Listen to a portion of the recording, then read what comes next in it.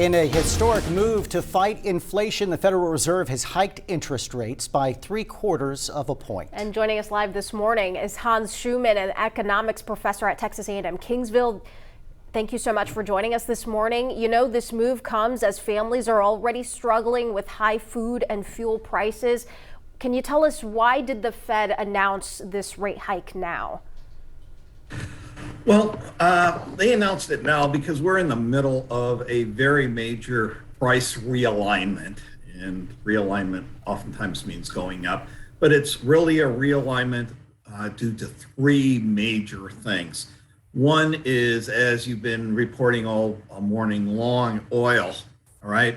And oil can basically be looked at as this is a cost of standing up to Russia and the Ukrainian war and trying to inflict punishment on them. And by taking their oil off of the world market, it creates an imbalance, and the oil that is left is priced higher. So this is a cost of keeping the world free for democracy. So we had oil prices going up because of the war. Mm-hmm. We had the impacts on the labor market of COVID.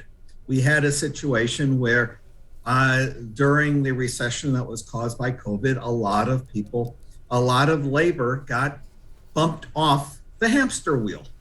And now that the economy is back, a lot of them have decided not to jump back on. Okay. And now, Dr. Schumann, we mentioned that people and families are struggling, but what about the industries and businesses that are taking a hit? Okay, the people who are taking a hit probably are going to be anybody who requires their consumers to take a loan. So big ticket items,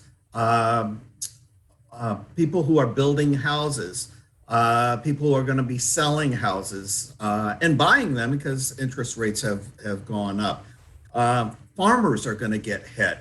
And anybody who requires some major investment in a period of time from when they start production to the end, like farmers who have to fund their crop during the growing season. Dr. Schumann, this is the third rate hike this year, and still, unfortunately, more could come. We have about 15 seconds left. What do you expect will happen next? Probably, I expect one more of these. It's not quite clear exactly how effective it's going to be, but assume before the end of the year, another 0.5 point to 3/4 point increase. All right, we'll just all sit back and watch and see what happens. Dr. Schumann, thank you so much for joining.